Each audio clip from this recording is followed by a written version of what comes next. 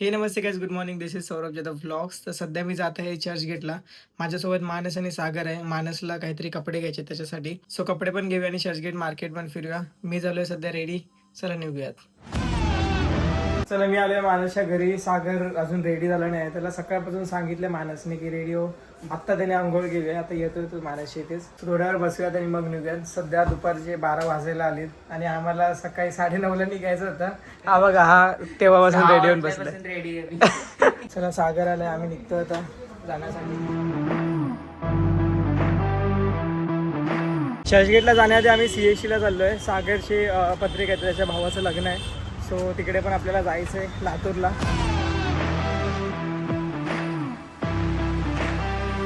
आता गाडी आली आपली CST.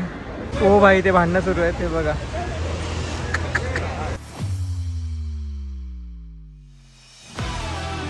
चला आम्ही उतरलो CSMT ला. सागरला त्याचं पार्सल पण मिळालं. आधी आम्ही कुठलं तरी खाण्याचं ठिकाण शोधतोय. तो खाऊया आणि मग चर्चगेटला जाऊया, जिथे मानसला शॉपिंग करायचे.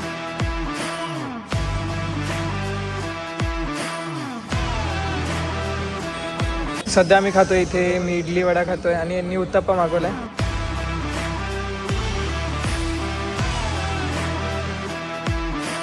चाय पिऊन झाली. आता आपण जातोय चर्चगेटला. सकाळपासून आम्ही चर्चगेटलाच जातोय. अजून काय आम्ही पोहोचलो नाही आहे, पण आता फायनली आम्ही जातोय. सध्या आम्ही आलोय चर्चगेटमध्ये असलेल्या फॅशन स्ट्रीट मार्केटवरती आणि मानसने 2 पॅन्टी घेतल्यात. गर्दी बघा भाई, इथे एवढी गर्दी असते. लोक बाहेरून शॉपिंग करायला येतात. चर्चगेटमध्ये एक नवीन फौजदारी कायदे म्हणून एक एक्झिबिशन ओपन करण्यात आलं आहे आणि त्याच्या आतमध्ये आम्ही सध्या फिरतोय. आपल्या कायद्याचे रिलेटेड एक्झिबिट करण्यात आले आणि ते खूप भारी वाटते बघून. मी तुम्हाला दाखवतो.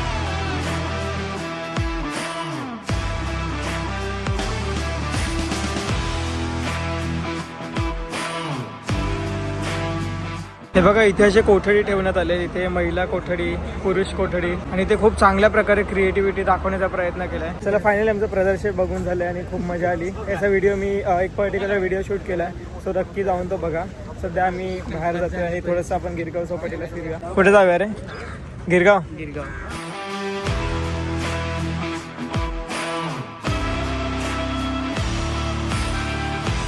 चर्चगेटवरून डायरेक्ट आम्ही आलोय गिरगाव चौपाटीवरती. सध्या संध्याकाळचे 6 वाजता आहेत. सो 7 वाजेपर्यंत आपण इथे बसूया आणि त्यानंतर घरी जाण्यासाठी निघूया. हे बघा, अंधार बघा किती झालाय.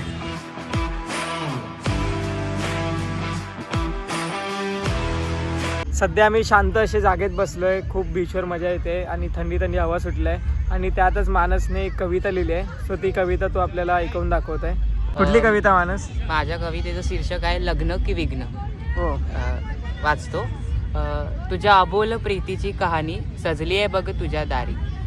लागेल हळद त्वचेवर, जळेल मग तुझ्या जखमेवर. रंगलेली मेहंदी हातावर, होईल बेरंग तुझ्या अस्तित्वावर. सांग काही मनातलं सगळं, नाहीतर होईल तुझंच लग्न. त्या अग्निभोवती फिरावं लागेल, जळेल मग तुझीच सीता भवतालावर. तिचा पदर तुझ्याशी बांधून, जिवंतपणी भोगावी लागेल शोकसभा. मंगळसूत्राचा फास लावून, का धरतोय समग तिचा गळा. कुंकुवाचा लाल रंग कपाळी भरून, नशिबी का काळा डाग लावतोयस तिच्या. हात सोबतीचा धरून, का तोडतोयस ती विश्वासाची निगा.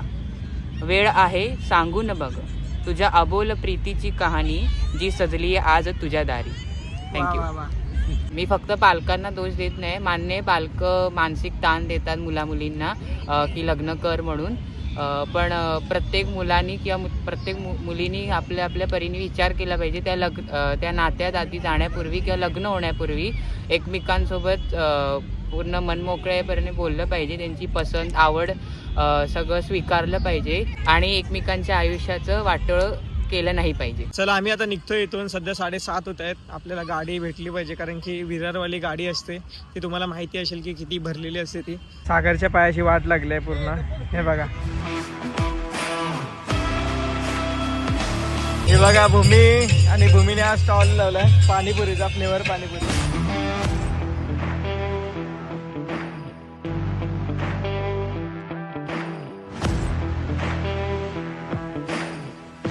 Good evening guys. तर काल रात्री आम्ही जत्रेमध्ये गेलो होतो आणि तिथून यायला मला 11 वाजले. सो म्हणून मी व्लॉग वगैरे काही शूट नाही केला. तिथे दशावतारचं नाटक सुरू होतं आणि सगळीकडे खूप मोठा स्पीकरचा आवाज सुरू होता. म्हणून मी बोललो चला उद्याच ब्लॉग कंटिन्यू करतो. सध्या मी हे टी शर्ट घातलंय. सो हे टी शर्ट मी काल चर्चगेट वरून घेतलं होतं, फॅशन स्ट्रीट मार्केटमधून. सो कसं वाटतंय नक्की सांगा. फक्त मला हे टी शर्ट मोठं झालंय. मम्मी वगैरेंनी मला भरपूर काय काय बोललेत ते, कारण की खूपच मोठं टी शर्ट हे मी आणलंय. तिकडे मी चेक वगैरे नव्हतं केलं एवढं. सो काय नाही तरी मी घालतोय. सध्या मी आता बनवतो चहा पिऊयात आणि मग आरेमध्ये थोडंसं राऊंड मारायला जाऊया. चला. ओ बाई, हा रोड बघा, हा मॉडर्न बेकरीच्या इकडचा रोड आहे आणि हा मला वाटतं बनायला सुरुवात झाली आहे. हे बघा, सगळा जो रोड होता डांबर वगैरे सगळं बाजूला काढलं यांनी. बऱ्याच वर्षांपासून आम्ही लोक वाट बघतो की कधी रोड बनतोय, कारण की याची कंडिशन खूप जास्त बेकार झाली होती. पण आता फायनली रोड बनतोय. आणि हा बघा, हा पण रोड जो तुम्हाला दिसतोय याची पण रुंदी वाढते. हे बघा, इथून यांनी कट केले, जेवढे झाडं वगैरे छोटे होते ते साफ केले त्यांनी. इथून एवढी लेंथ वाढवले आणि तिथून पण वाढवले. भाई मी आतमध्ये आलो आहे, मला झाले खूप भयंकर वाली उलटी. काय माहिती कशी झाली, जेवढा पण पोटात होतं सगळं बाहेर पडलं. मी थोड्या वेळ आधी जेवलो होतो आणि वरून दूध बिस्किट मी खाल्लं आत्ताच. सो म्हणून कदाचित झाली असेल. It's okay. सध्या मी थोडंसं बेटर फील करतोय, म्हणून थोडंसं फिरूया आणि मग जाऊया. रस्त्यावरचे जेवढे पण झाडं होते ते पण सगळे आतमध्ये गेलेत. असं व्हायला तर नाही पाहिजे, पण आता काय करू शकतो, असं झालंय. रोड बनवणं पण इम्पॉर्टंट होतं.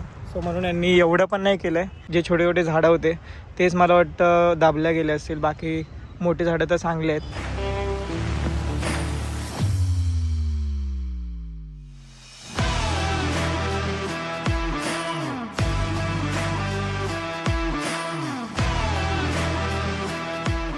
All right guys, I hope तुम्हाला आजचा ब्लॉग आवडला असेल तर लाईक नक्की करा. चॅनलवरती नवीन असेल तर सबस्क्राईब करा. Thank you so much for watching. Bye bye, take care.